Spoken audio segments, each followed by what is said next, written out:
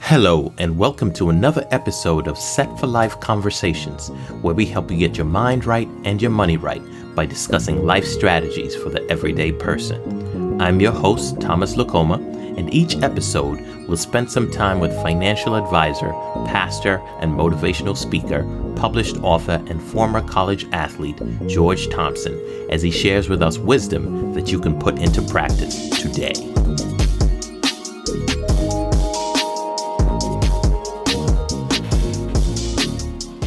In today's episode, we talk about the CARES Act and the stimulus checks that are starting to hit people's bank accounts. George will break it down about the best way to be a good steward of that money.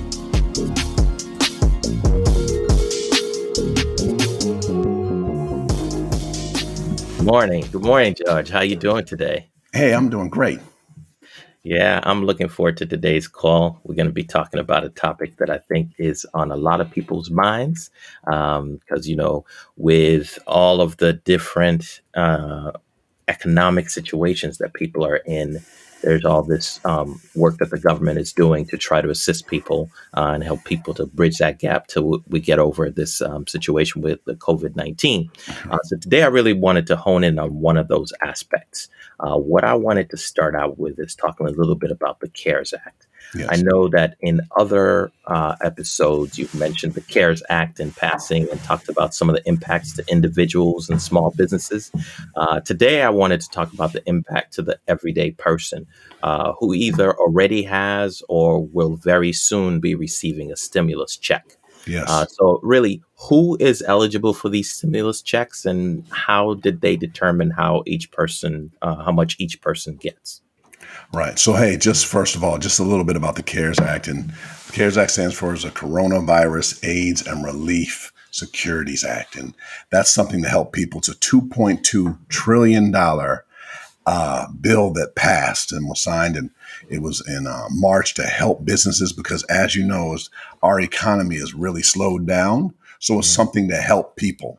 And there were certain elements of that. And one is a stimulus check. So what you're hearing is people are getting up $1,200. And then there's certain income limits that are for that. But it's $1,200 and it's also $500 per child so that you would get as a stimulus check. And then there's also something they've been doing for small businesses called the Paycheck Protection Plan. And in different areas, we may talk about that a little bit later. But first of all, it's a stimulus check. So it's $1,200 plus $500 per child. Okay. And is it going to be that same amount for everybody, or is there a way that if you are, say, above a particular income limit, it starts to scale down or anything? Is there actually it scales down to zero after a certain point. Yeah, above 100 in certain areas. So it is to stimulate, it is to stimulate the economy, but also it is to help people. So I hope that people just really understand that they should utilize this in the proper manner and in utilizing it. So one of the first things I would just suggest that somebody do is, and I've already said this on our calls before, is let's look at what our plan is right now. So in other words, if you're working right now and everything's fine, then there's a plan for that. But we want to have at least a 120-day plan and then also an annual plan, which we cover and we talk about in Set-4-Life. So the first is that we want to have a plan. And then there is, if you're working, you're fine. But then if your hours have been cut back, then we want to adjust our plan. And then there's all different scenarios. You're married and one person loses their job, then we want to make sure that we have a plan that can suffice so we can pay our bills. And in doing that, and I also made a called a survival video, just of what you do financially. But we want to find out, first of all, where we sit. And then you already know that we always have that graphic that we always show that you're at one of 5 areas in your life. The first is struggling and sinking. That's the inability to pay your current bills. The next level is steady. You have enough to pay your bills, but if something snap, crackles, or pops, you fall down to struggling, which is kind of right now. So then the next level is steady, is solid. You've been working somewhere for a while, put in the 401k, different things. And then there's surplus, extra money, and the highest level service. So depending on what level you're at, you want to make sure your plan can help you get to the next level or also survive in this level. Yeah, that makes a lot of sense to me, and I think one of the things I'm going to do to help you guys out, if you're listening, is I will include a link to the stimulus check calculator in the show notes. You can enter the numbers that correspond to your particular situation, and it'll give you an estimate of how much you want to you expect to get. I think if you're going to get it by a direct deposit, you have to have done your taxes for this year so that they have your info. So if you waiting for a long time to do your taxes, you're holding up your money. Right. Um, so Also, one if thing's really good is that's a very good resource that you're going to also put. And then also, if you are, there's also non-filers. If you're a non-filer, there's also information on the IRS website, Mhm. IRS.gov, and then there's information and the calculator. That's great to put that in there, Thomas. Yeah, okay, so I'll include the IRS website as well, just with the breakdown of what it says to do, especially if you're not a filer. Also, if you are new here, welcome to the show. We release new episodes every Friday morning. If you have a topic that you'd like us to cover on finances, productivity, biblical stewardship, or anything else that captures your imagination as you're listening to us, look for the link in the show notes where you can drop us a voice message. We listen to every single one of those. That voice message program's actually a pretty cool way to keep in contact with us. Okay, so now that we know how much money we'll be getting from the government, let's talk a little bit how to be strategic with how you spend it. I know you talked about the 5 levels that somebody could be in. In your book, you have an additional breakdown where you talk about needs, wants, and desires. Right. So let's drill into that. What is the difference between needs, wants, and desires? And how can we take that and make it practical today and apply it to how we're thinking about that stimulus check when it comes in the mail? Gotcha. Actually, it's pretty simple. A need is something that you actually need to have. Like you have to have this. Right. Like in other words, like where you live, where you dwell, you need food, in different areas. You need to be able to get to work. That's a need. A want is a nice to have. Like we like to go out to eat for do certain things. We like to have different things. That's called a want.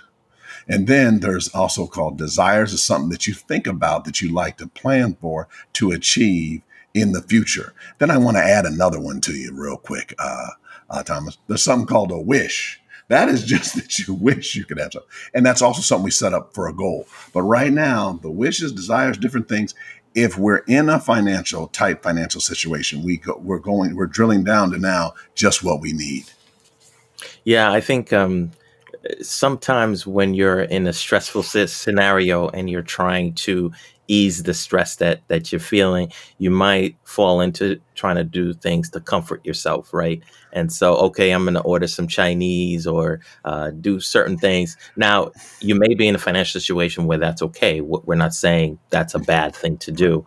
I think what we're really trying to get at is to assess your situation and try to figure out what uh, each of those areas are. Now, if somebody is, And also, Thomas, though, it is also having a good balance. Like, in other words, like, there's actually, like, there's some people when they get a stimulus are saying, like, I'm going to go beyond just eating Chinese food. I'm saying maybe they want to go out and just eat a lobster or go out and have a nice dinner. That's one thing, but we want to start having some level of balance. Like, it's not using that for a down payment to go out and buy a brand new car and we lost our job. And they said, well, you don't have to pay for 6 months, but you're going to have to pay more later.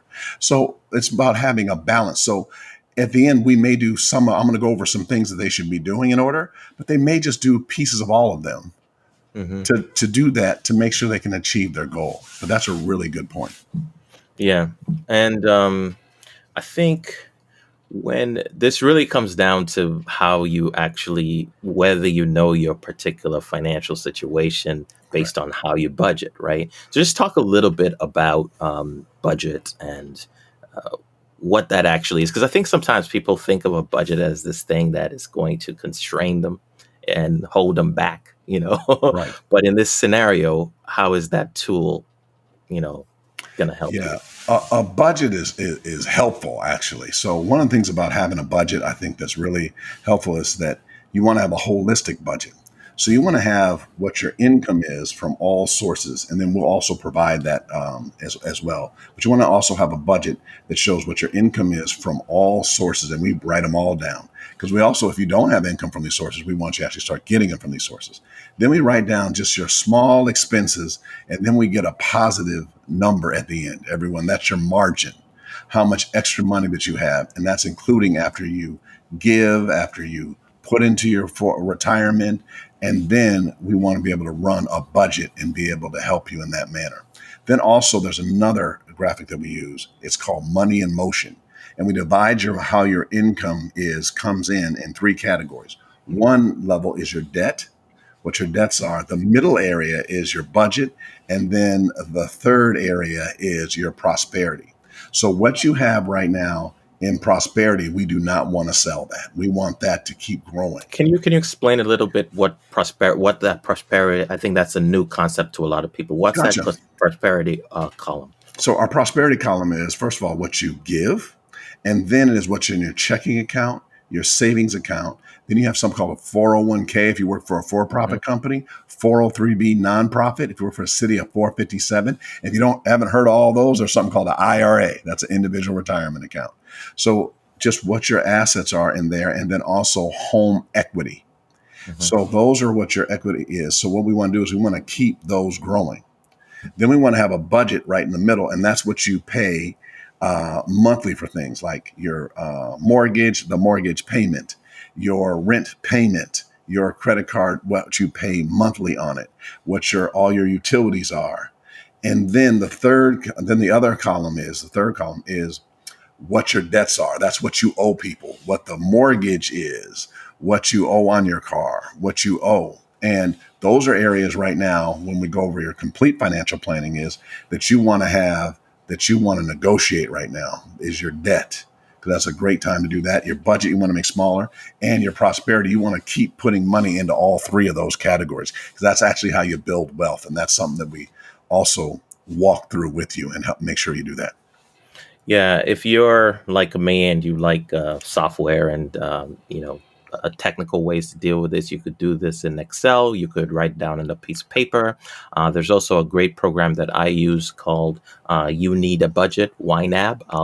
Include a link in that here as well. It does a great job of that whole needs, wants, desires approach, where you take all the money that's going to come in the month and break it down until you get to zero, so that you have allocated every dollar. So we'll have that for you as well.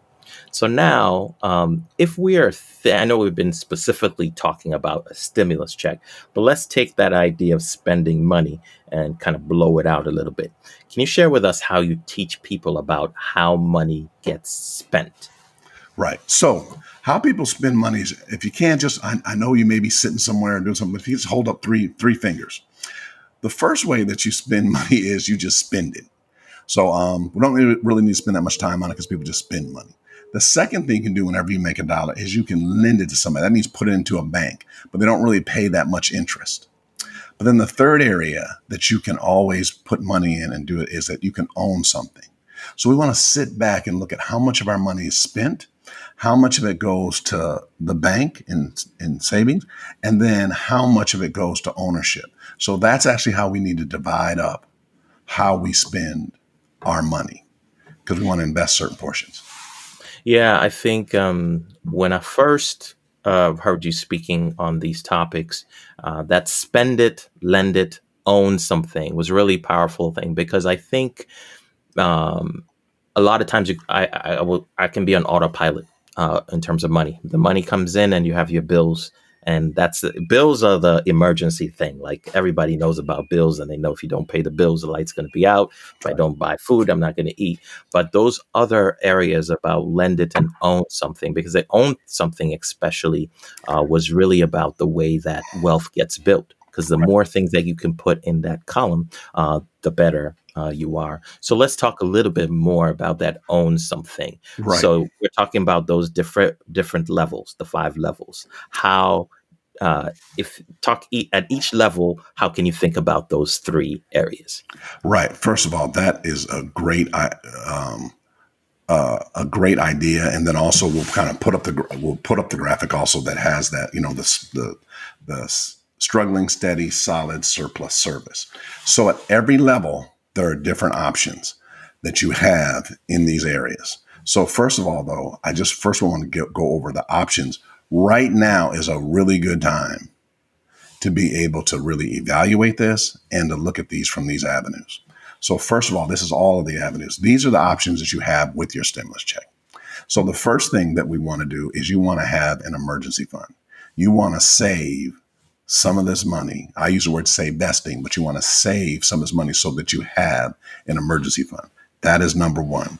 Then number two that we have with this is, as we work out our plan, we may want to take some of it and pay off a debt or a negotiated debt right now, so that we reduce our debt load, so that as we reduce our debt, you see, cash is king. So that way when we bring in money, we have the money that we can allocate to other resources if we're not spending $100 every month toward this debt or in doing that. Then obviously the next one, also, I want to make sure that we're doing this, and should have, but also in the first, is that you can give, like we should be tithing and giving a portion of this as well. And then the last option, not the last option, the next option that so many people, and we're getting so many phone calls for, you can invest that money. So that money can be invested. So let's review these options one more time. The first is we're going to save a portion for our debt, we're going to save it for our emergency fund. Then also there's the debt elimination. There's also giving, and then there's investing. And then I guess I'm going to throw in number 5 for you. And then you can just spend it. Like there's a certain amount you just want to spend to go out to just do certain things. But you see, we aren't spending the whole amount. So one of the things that I suggest is we're going to do varying amounts based on what position you're in. If you're in survival mode, then you're going to use a lot of that money for daily expenses, like to pay your rent or to pay your mortgage or to pay your debts if you're on the struggling. If you're in the steady, then what we want to do is we're going to hold this and we're going to do a little bit of all of them. Oh gosh, does that make sense? So what I'm saying is 20% we're going to go ahead and we're going to put in our, and we're going to put a large portion in our emergency fund in case your hours get pulled back or something like that. Then also some of that is going to go, but then we also still want to put a little bit into our 401k or a little bit into investing, because right now is a good time to invest. Then the next level is if someone is solid. If everything is good, you may take that entire amount and invest it. And by the way, we teach classes.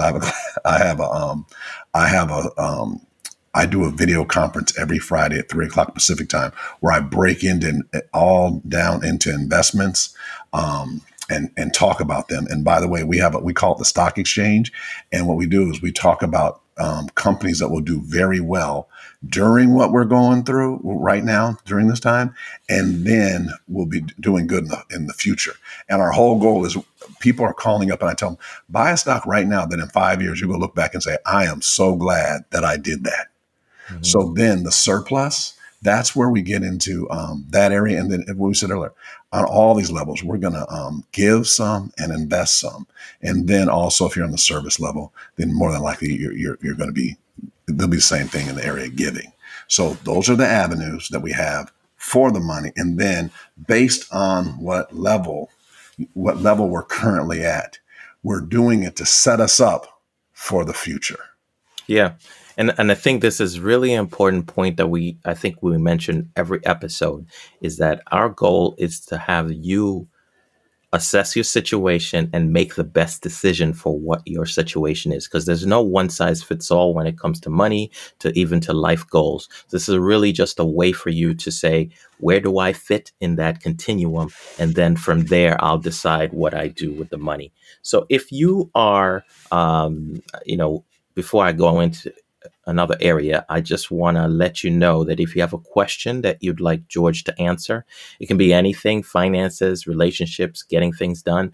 There's a couple ways you can get questions to us. Number one, click the link in the show notes of this episode where you can leave us your question or a voice recording. You can do this right from your phone, and we'll get it directly, like I told you earlier. You could also, number two, you could follow George on Facebook. That's actually the best way to get in touch with him. That link will be in the show notes as well. The third way is you can third is three fingers, I guess. Third way, you can hit me up with any of my social media locations. So I am at TZ Lucoma everywhere: Instagram, Facebook, and Twitter. Instagram and Facebook is where I'm most active if you are trying to have a conversation with me. So, just to kind of recap a little bit, I think one of the key items that we talked about is those five levels.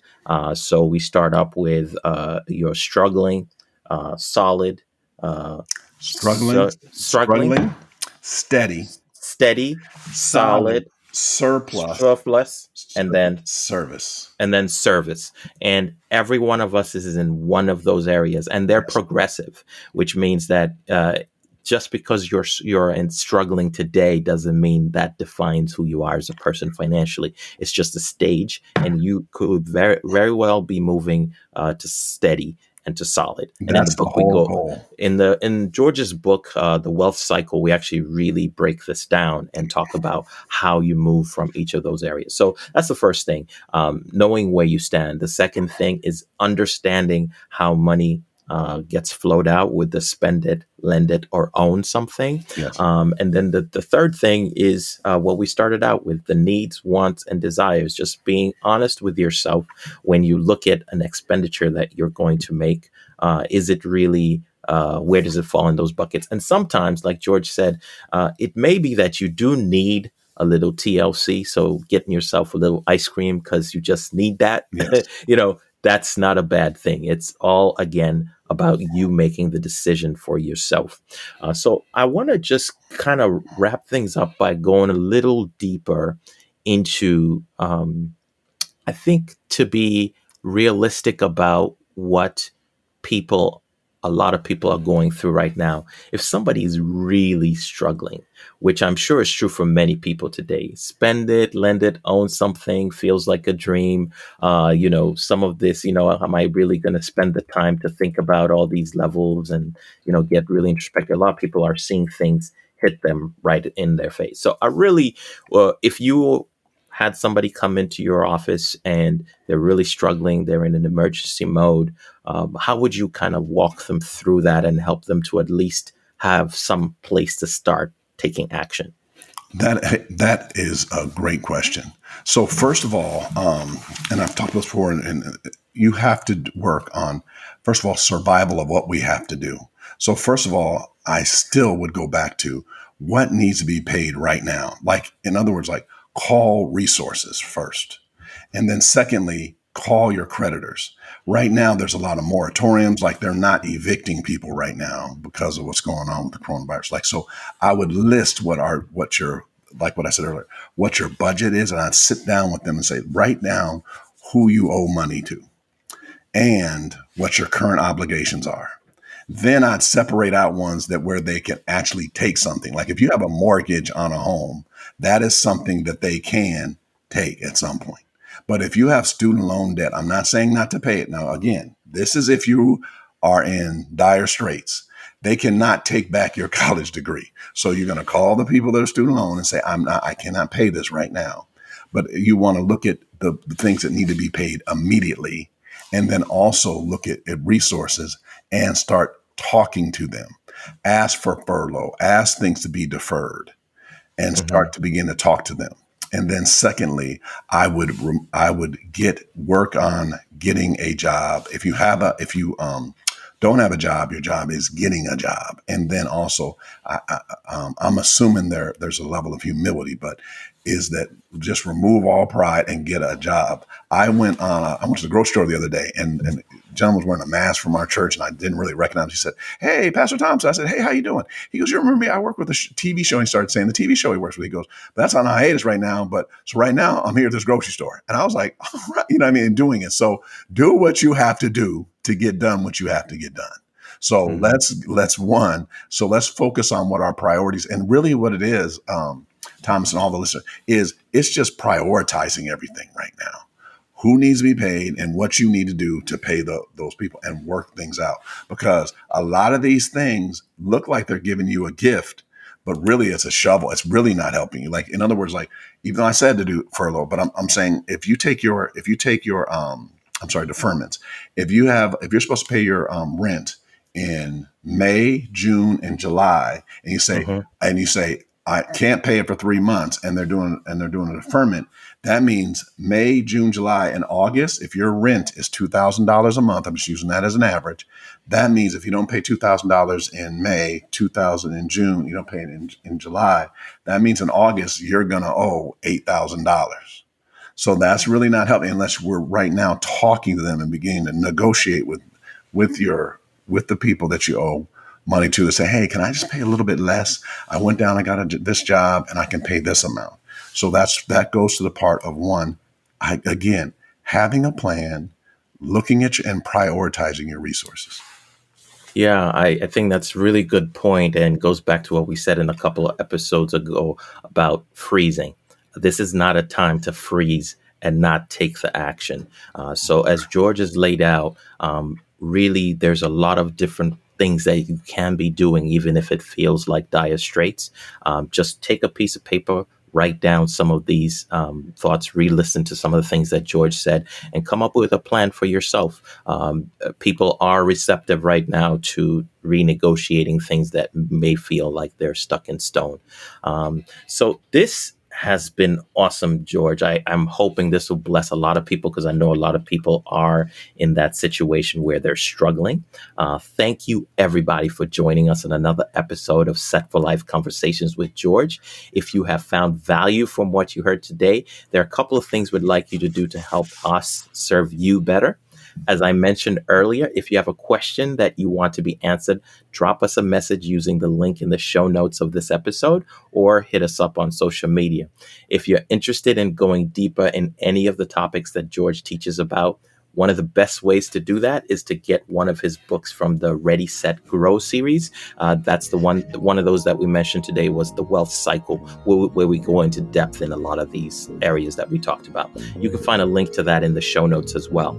If you just want to learn about George and what he's about, check out his website at www.georgebthompson.com. Thank you once again for joining us, and we are excited to keep sharing more conversations with you. We are on this journey with you and feel like we are going to grow as you grow. Amen. And also, I want to just include this is we also want to show you not only how to survive, but how to thrive in this time. We actually think that you can actually come out better in this situation. We want to make sure we're giving you all the tools and resources to make sure you grow to be the people that God wants you to be. Absolutely. Thank you very much, George. My pleasure.